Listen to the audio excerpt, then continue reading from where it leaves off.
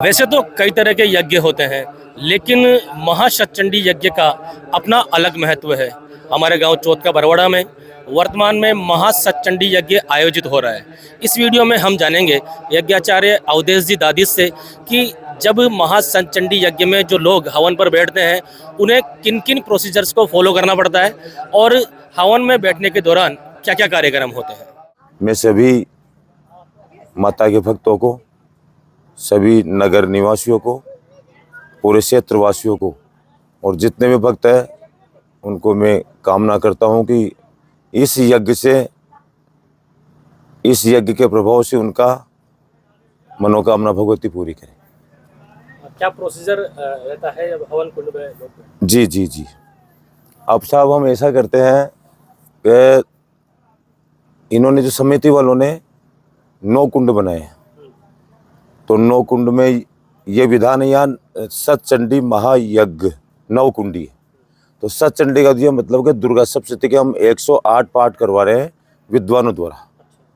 तो 108 पाठ हमारे 9 दिन में हो जाए। हमारे कैसे का हमने 24 तारीख से ये जो यज्ञ प्रारंभ किया, 24 तारीख को कलश यात्रा हुई और कलश यात्रा के बाद में फिर मंडप विधान, मंडप प्रवेश और गणेश अर्चना और मातृका पूजन। उस दिन हमारा अग्निवास का मुहूर्त नहीं था, तो हमने 25 तारीख को फिर अग्नि प्रज्वलित की आरनी के द्वारा। आरनी प्रज्वलित भगवती कैसी कृपा रही कि हम पहले के यज्ञ में हमने देखा है 2-2, 3-3, 4-4 घंटे लग जाते, भगवती कैसी कृपा रही कि 15 मिनट में हम अग्नि प्रज्वलित हुई और वहाँ से हमें भगवती का आशीर्वाद मिला। तो जैसे कि हवन कुंड पर जब प्रत्येक दिन लोग बैठते हैं जी, तो क्या प्रोसीजर उन्हें फॉलो करना पड़ता है? जी पहले उसी दिन से। हाँ, अब मैं आपको बताता हूँ रोजाना का हमारा क्या प्रोसीजर रहता है यज्ञ का, हवन कुंड का भी और पाठ का भी। सतचंडी 9 कुंडीय हवन सारे है सब। तो सुबह में मेरे पास में करीब 28 विद्वान है। तो 28 विद्वानों में एकादश विद्वानों को तो जस्ट यज्ञ मंडप के सामने हमने उनका भी मंडप बनवाया विद्वानों का, वहाँ बिठाते हैं उनको 11 पंडितों को। तो वो संपुट दुर्गा पाठ करते हैं माता जी के। एक तो सादा पाठ होता है, एक संपुट के होते हैं। तो संपुट पाठ में वो आगे पीछे संपुट लगाते हैं। तो संपुट लगा रहे वो सर्वा बाधा विनिर्मुक्तो धन धान्य सुतान्वित है मनुष्यो मत प्रसादेन भविष्यति न संचय। यानी सभी की ये सर्व जाति है और सर्व जनहितार्थ है, यानी सभी का भगवती मनोकामना कृपा करे, बाधा भी नहीं रो और अन्न धन की भी कमी नहीं, पुत्र भी की सबके पुत्र हो, अन्न धन हो, यानी सब सुख समृद्धि से उनको वो भगवती का आशीर्वाद मिले। उसके बाद में हमारे विद्वान फिर हमें जो यजमानों की हमें सूची दी जाती है, तो वो यजमान को हम यहाँ बुला लेते हैं 8, साढ़े 8 बजे सर्वप्रथम। फिर उनको आने के बाद में हमारे विद्वानों के पाठ हो जाते हैं 3 घंटे के। फिर उन सभी विद्वानों को और यजमानों को हम सबसे पहले यहाँ आते हैं तो फल और दूध देते हैं समिति की तरफ से, अल्पाहार। उसके बाद में फिर हम पश्चिम द्वार से प्रवेश रहता है यज्ञ मंडप पांडल का, ये शास्त्र के हिसाब से। तो पश्चिम द्वार के उधर सामने उनको हम बिठा देते हैं, गद्दे पर से लगा करके उनको जोड़े से बिठा देते हैं। तो हमारे विद्वानों के सहयोग से उनका गठबंधन होना, उनके मोड़ बांधना और उनका सर्वप्रथम उनका प्रायश्चित संकल्प करवाते हैं। प्रायश्चित संकल्प का ये मतलब है कि जो भी यज्ञ के पहले उनसे कोई गलती हुई हो या कोई प्रकार का पाप किया हो, उससे आगे भगवती कृपा बनी रहे, उनका शुद्धिकरण हो जाए। प्रायश्चित संकल्प करवाने के बाद में फिर उनको हम वो करवाते हैं पंचगव्य का पान। तो पंचगव्य का यह गौमूत्र, गाय का दूध, दही और घी, ये पंचगव्य बोलते हैं। तो इससे मन की शुद्धि, आत्मा की शुद्धि हो जाती है। कोई आदमी ऐसा भी हो जो वो गलत हो या उसके संस्कार ठीक नहीं हो, तो पंचगव्य कराने से हमारे यहाँ पर पूर्णतः वो शुद्ध हो जाता है यज्ञ स्थल पर। पंचगव्य कराने के बाद में फिर साहब उसका आचमन कराते हैं। फिर हमारे यज्ञ मंडप पान डाल के हम 4 परिक्रमा दिलाते हैं उनसे, सभी से।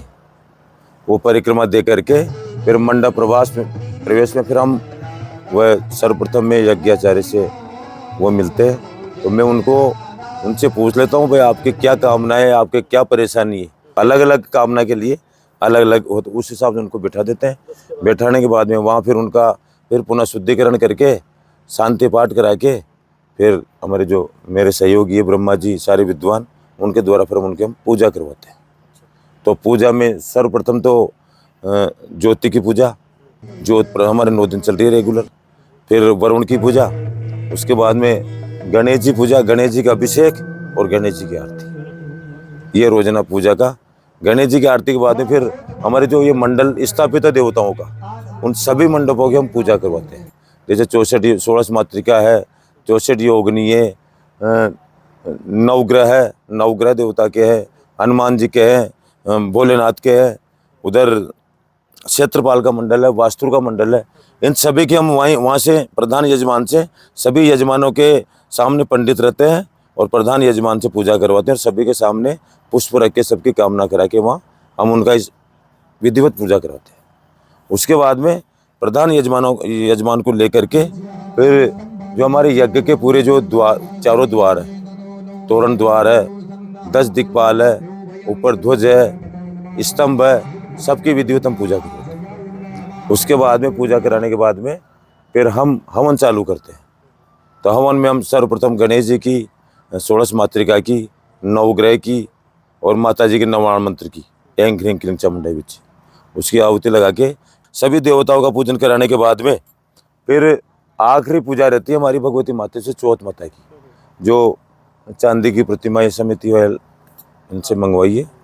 तो उसकी हम राजसी पूजा करवाते हैं भगवती की। यानी जैसे पहले जो राजा महाराजा पूजा करते थे, वो हर विधिवत तरीके से मंत्रों से मातेश्वरी के जैसे ऐसे भाई भगवती आपके सामने बैठे रही और भगवती का पूरा मन से भावना से समर्पित भावना से भगवती की राजसी पूजा करवाते हैं।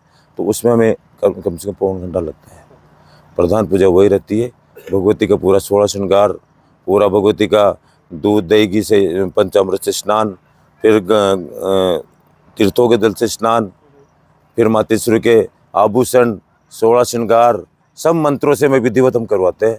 और उसके बाद में फिर हमारे जो संगीत वाले भी मैंने बुलाए हैं, तो उनसे मातेश्वरी का चौथ माता के उस प्रसंग के हिसाब से हम भजन का भी उसका वो करवा देते हैं। उससे थोड़ा सा ऐसा लगता है उनकी भावना जी कर्णप्रिय रहता है।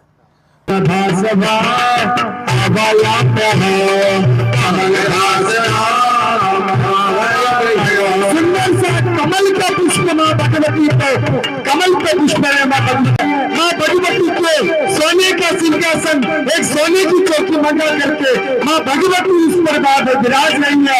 और सभी आप लोग गंगा जल का ध्यान करते हुए अलग अलग तीर्थों की कल्पना करते हुए माँ भगवती को संस्कृता दुर्गराज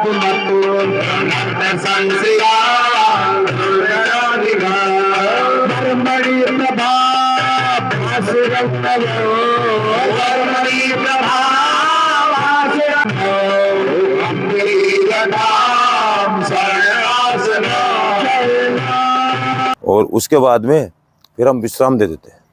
विश्राम के दौरान हम करते हैं अल्पाहार तो सुबह करते हैं, फलाहार फल और दूध, फिर वो करते हैं हम सागार। तो सागार में एक खिचड़ी और एक हलवा। सागार लेने के बाद में 1.5 घंटा का हम विश्राम देते हैं। तो वो विश्राम देने का ये कारण होता है कि जो हमारे जो विद्वानों का दुर्गा पाठ करते हैं उनके पाठ बाकी रह जाते हैं, तो वो 5वें अध्याय में विश्राम करते हैं और फिर हम 5 से लेकर के वो 13 अध्याय तक उनका 1.5 घंटे में वो हो जाता है हमारा।